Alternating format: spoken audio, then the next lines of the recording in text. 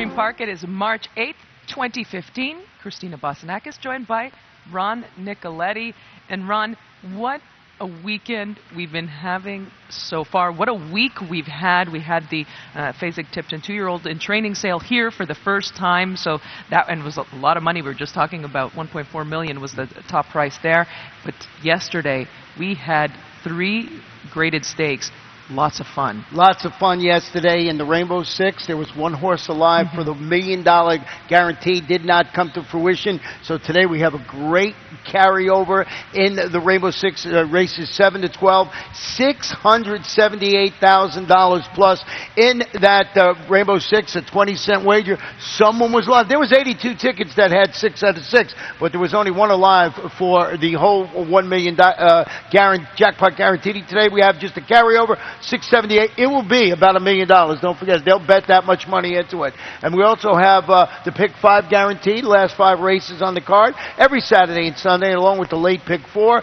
$100,000 guarantee in the late Pick 4, as I mentioned, every Saturday and Sunday. Look, the Super High 5 got about $10,000 plus in there, and that is always a fun wager, and that's the last race on the card. So we got lots of carryovers, guarantees, a great racing, a fast main track, and a firm turf course. Before we get to today's 12-race card, we'll take a quick look back at yesterday's card, and we alluded to those stakes. And one of them had been we've been talking about it for 2 weeks because it was originally slated to have been run last weekend, and that is the Grade 2 Fasig-Tipton Swale.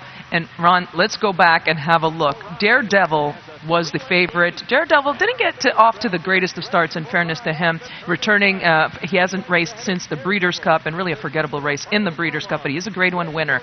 But look who is freewheeling and running, a hole in the wind up front. And that Ready for Rye, and trained by Tom Albatrani, which we were, if you were in our office with us, everybody was cheering. Tom was on the duck until yesterday. Had 3 winners on the card, one of those, and I loved this horse all along. I just thought he was something special when I saw his last race against Barbados. Came to fruition, but, And he had one horse that finished second, actually, Fitzgerald. Right, who I really liked in that race. Yes. But, so he would have had 4 winners on the day. So congratulations to Tom Albatrani. But you're right about the one horse. And he ran a good race. He's going to be fine. That horse, coming off the layoff and should run back. But congratulations once again to the connections of Ready for Rye. Yeah, both very nice horses that we'll be seeing down the road, and hopefully later on in the season, maybe in the some of the one of the Triple Crown races. But we also there's a race that I've watched it 3, 4, 5 times, right, and I'm still getting goosebumps when I watch it. And it's the Gulfstream Park Handicap. Yesterday's Gulfstream Park Handicap. The winner was Honor Code, and we're going to go back and have a look at this race. Ron, he broke horribly. He broke to the inside. He spotted the field several lengths to begin with. He was far back. You couldn't even see the track, his little chicklet. He was just so far back. Look how he closes. Yeah, this is replay. He closes and he catches the 5 there at the wire. But this replay, if you would have went farther back, you'd have just seen how out he was. People were just saying, this horse has no shot. He had no shot.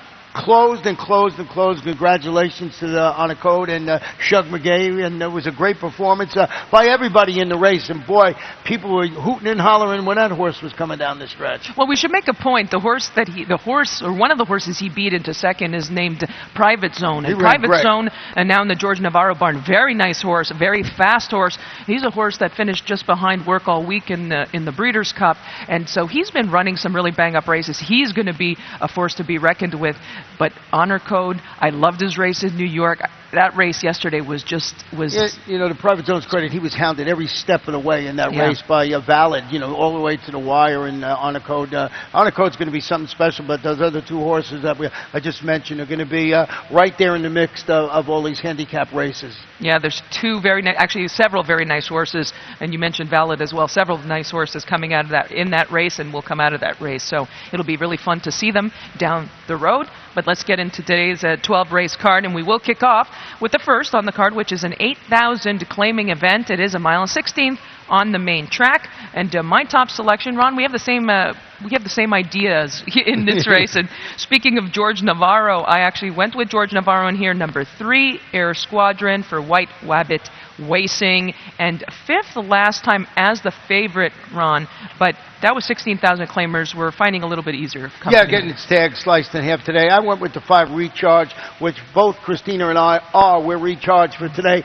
after that exciting Saturday. This one's going to try these condition claimers after surrendering the lead, finishing second. That was against $6,250, but that was open claimers at the same distance. Easier spot this afternoon. Like you said, we're basically thinking alike in here, just boxing up our selections and maybe you get the try box in the opener. Yeah, we threw in the number 1, Lure of the South, from the Jane Sabelli barn, also who has been very hot here in recent weeks. Very, very. She's having a fantastic meeting along, so I would not be surprised if any one of those 3 won it.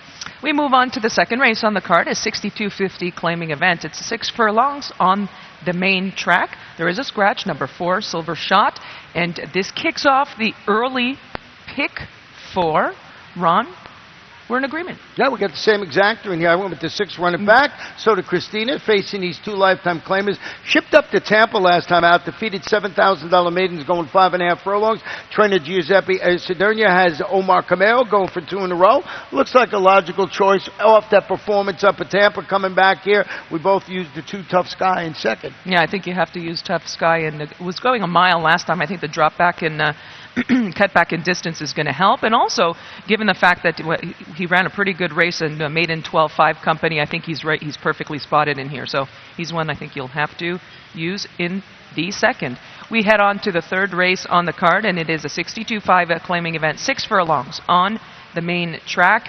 And my top pick, Ron, is number 7, and that is DNA Approved. A winner last time over this track and trip back on February 14th, was favored that day. I also like his style in that he looks like he's going to be forwardly placed, and it doesn't seem that there's anybody really that's going to be there. Number 8, Little Baker, he looks like he's got some speed, but I think that he's got a nice tactical advantage here. Yeah, we got our exacta flip-flop. I do have DNA Improved on for all the reasons you mentioned. I went with Little Baker on top, hoping to make amends after pressing the pace 3 wide, finishing third as the favorite at this level and distance. Kirk Zadie's got 10-pound apprentice. Eric Cancel in the iron. This guy come from Puerto Rico, won some races there, and you're getting a 10-pound apprentice weight. Maybe to be enough to reverse the outcome of with DNA Approved today.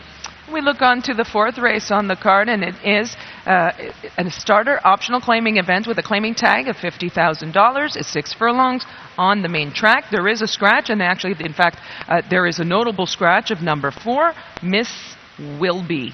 Ron, my top pick, and again, it looks like we're in agreement in here. I think, and it changed the complexion of the race with Miss Wilby coming out of here. I did go with number 2. That's a Miss Deja Vu coming into this race off of a couple of victories, and the last one was really, really impressive. Now, she's stepping up, but we do know she really likes the racetrack here. Yeah, she really does, and Miss Wilby, you're absolutely right. You know, everybody that we didn't hear either ran second or third to Miss Wilby. She looked like she was in a good spot, but that's for another day. She's not going to run. Miss Deja Vu stepping up a notch.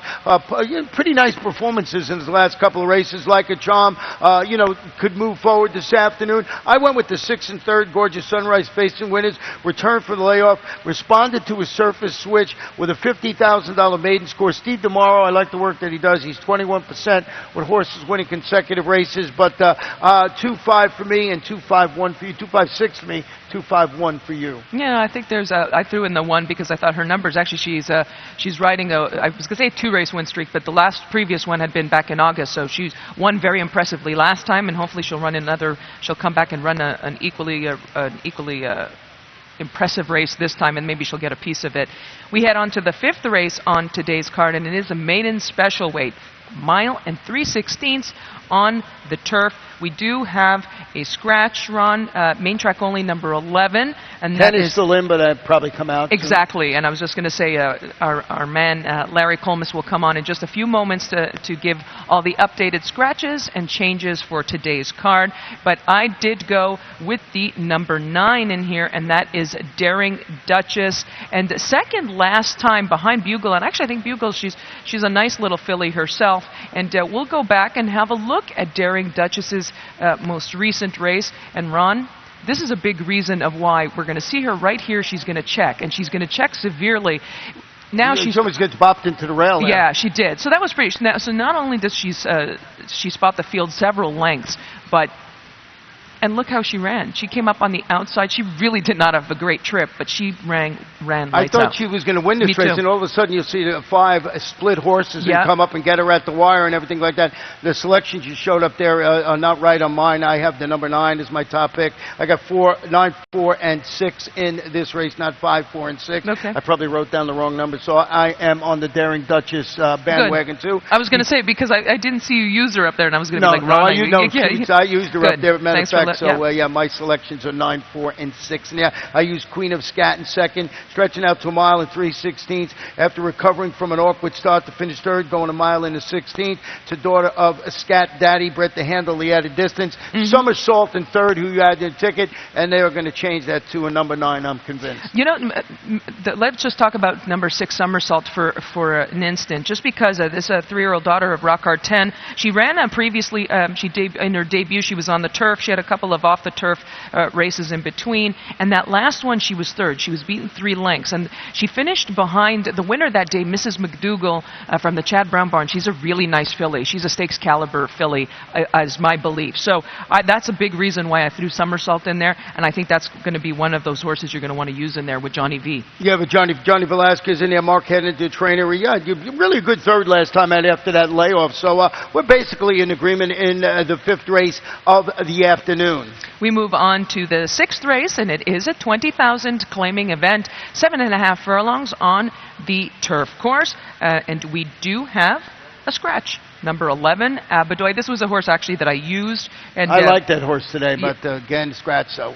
And number 12, we didn't see it, we didn't have it as of yet, and we're going to get an update in just a few moments if number 12, who's entered for main track only, will probably come out of there as well. So having said all that, we both went with number 9, El Chivo Viejo, from the George Navarro barn. Speed, speed, speed, and more speed. It looks like he might have some company up front early, but I think he's probably the chief speed in here. Yeah, he looks like the speed, and the reason I put him on top of my ticket, and I used the 8 for all the marbles, and he is going to wear blinkers today after. I thought a pair of respectable 5th place finishes at the same level in distance, and I think this horse, if someone goes up and challenges the 9 in there, El Chivo Viejo, this horse might sit a trip behind and get a jump, and I added the 4 in there. His freedom reigns after the scratch of the 11, back on the turf for a guy that we really respect. That's trainer Brendan Walsh. Useful return on the dirt against $16,000 condition claimers. We're going to take a short break, folks, and we will come back and have a look at the 7th race that kicks off the 20-cent Rainbow 6. Gulfstream Park is one of Florida's top entertainment destinations, mixing restaurants, clubs, a casino, and international boutique shops with world-class racing. In a lavish, sun-drenched setting with the feel of a Mediterranean village, Gulfstream is a leading year-round entertainment and tourist destination and the home of luxury residences in 2014. The Stronach family, owners of Gulfstream Park, is committed to the sport of thoroughbred racing and the grace, spirit, and generosity of the horse. The Rainbow 6 is back, and it's better than ever. Now with a 20-cent base wager, it will expand the market for the popular bet. And in addition to doubling the base wager, the percentage return for the winners on the day the jackpot isn't hit increases to 70%, with 30% going to the carryover pool for the next program. Gulfstream Park, you got to be here each and every day.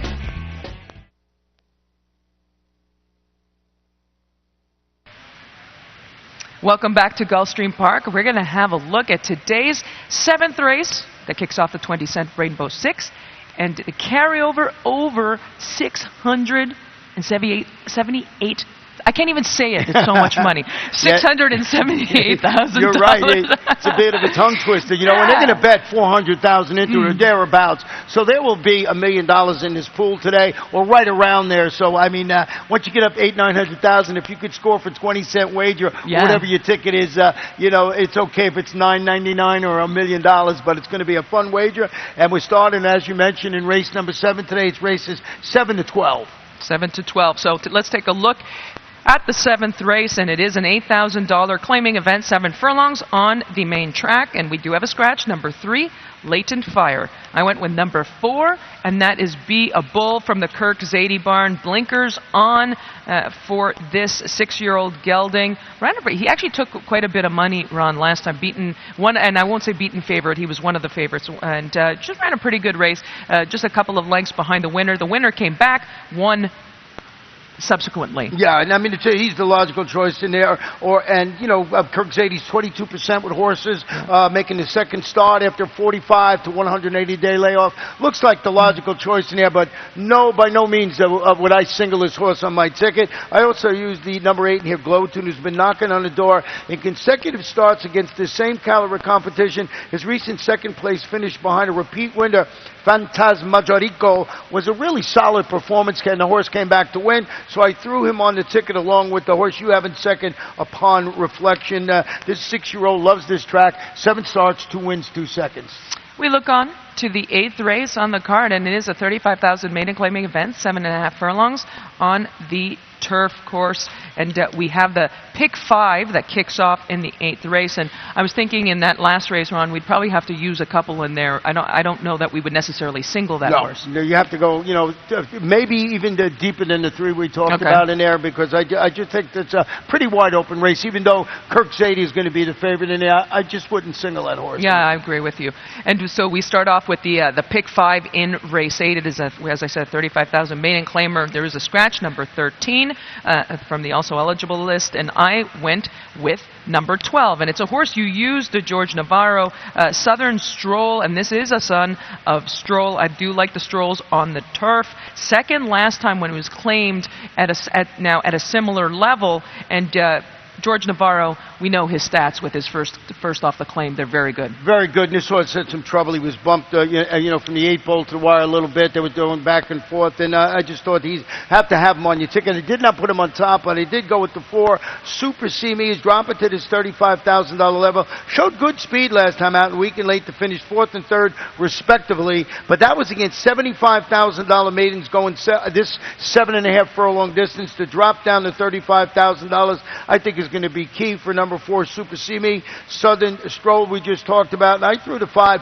Kid Gavilan, in there. And this horse interests me. He makes his first start since coming within 3/4 of a length of winning at this level and distance. It was on December 10th. But trainer Chris Gaddis is 3 for 5, 60% with this type of layoff. So threw him on the ticket. One of those sneakies that you want to get. Now I don't know what he is on the morning line. He's 6 to 1, I believe. So one of those horses I'm going to add to my Rainbow 6 ticket or my pick 5, and later on my pick 4 ticket will not be involved in this race, but definitely in the pick 5. I threw in number 3, and that's Frat Boy, and that from the Mike Maker barn, and that's Ken and Sarah Ramsey, first time on the turf. Big drop for this one in class, so I thought I would use this. Also, didn't get off to the greatest of starts last time, so I'm looking for improvement from this one, and Mike Maker's pretty good with his horses making that move from dirt to turf. He hits at over 20%, so I thought that was one that we should include. I think that race you also have to use several. Yeah, you're going to have to find a place in its sequence where you're going to have to go 1 or 2 deep so you can add some more horses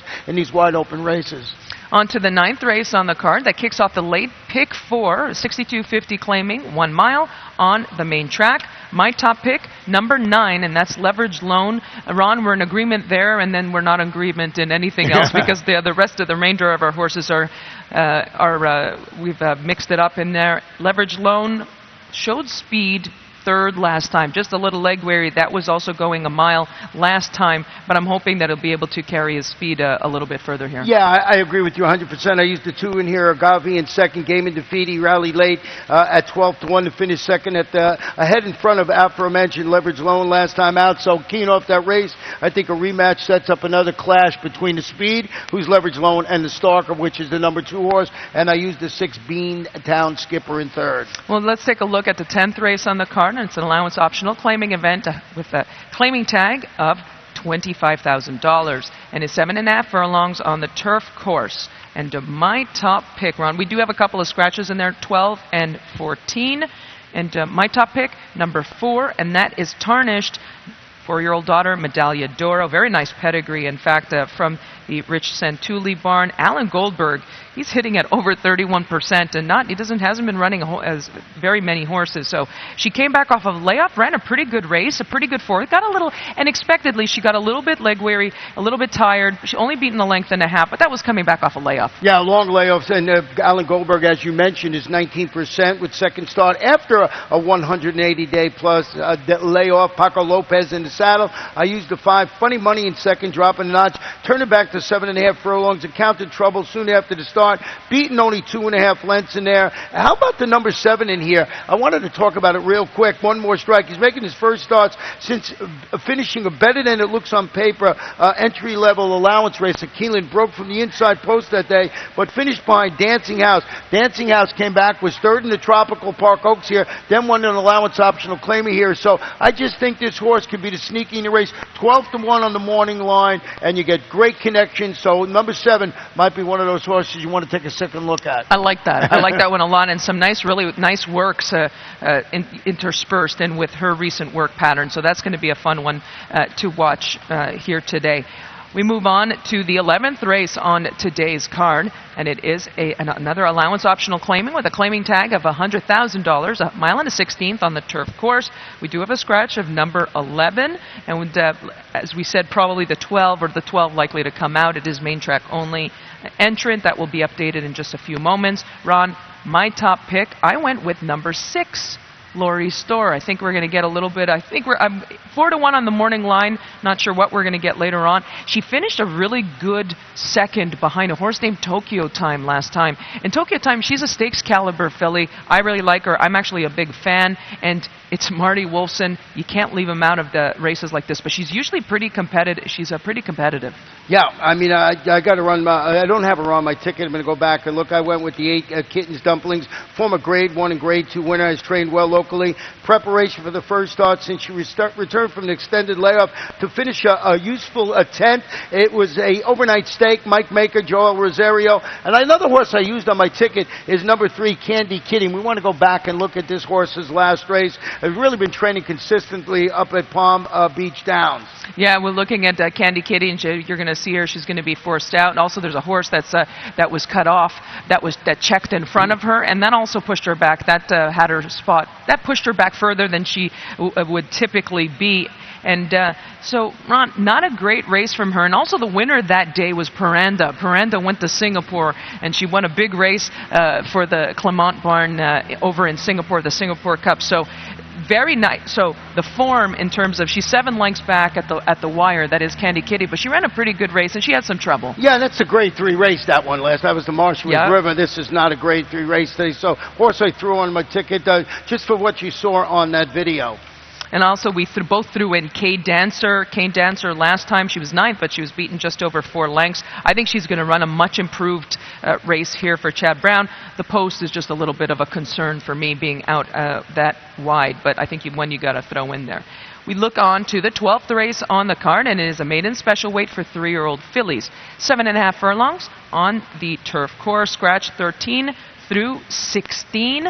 And Ron, our top picks we're going on the Alan Goldberg train, it looks like today, and that's a bride to be. This is a daughter of Candy Wright. Alan Goldberg just had a win also yesterday, in fact, and this is a really nicely bred filly. The mare, she was a graded stakes winner at 7 furlongs, and this one is a half to a very nice horse. Remember In Lingerie? She was a grade 1 stakes winner. So many things, and she was actually a graded stakes winner on the dirt and a grade 1 stakes winner on synthetic. So very versatile pedigree and really nice works coming into this. Yeah, I use it for all the reasons you mentioned, because of the breeding and everything like that, connections, point class in second, and I closed it out with the number 2, Proudly We Hail. It's a daughter of Malibu Moon, debuting for Graham Motion. Yeah, a couple of nice horses. Graham Motion, you can't leave him out on these, especially Smart Strike. He's very good with his runners on the turf, and the mare, she's actually a stakes winner on the dirt and a graded stakes winner on the turf. So there is some ability there, and a pretty wide open race, I think, for the last. I think we're going to have to spread a little bit for the Super High 5. We're going to have to use several horses. Yeah, Super High 5, and don't forget we got that great Rainbow 6 guarantee, not a guarantee, it's an actual carryover, $678,000 plus. Should be a fun afternoon. So Ron and I will be back the rest of this afternoon. We've got a really great card on tap, and we will send you off with a look back at yesterday's Palm Beach and who won it at Kupari. Really impressive victory. Night Prowler needs to find some running room, and they're into the stretch. Decision Day is now the leader. It's Decision Day. Nutty Fuddy, Call Me Crazy coming after them. Hey, Campari on the far outside. Down toward the rail, Felifran. Divisidero is right there, too. They're coming into the final 16th. Hey, Campari and Felifran. These two to the wire. Hey, Campari!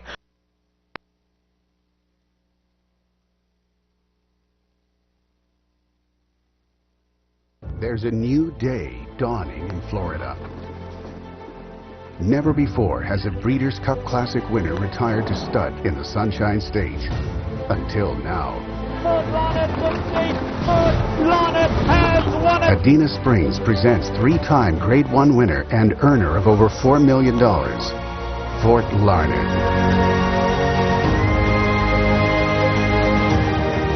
New to Adena Springs South.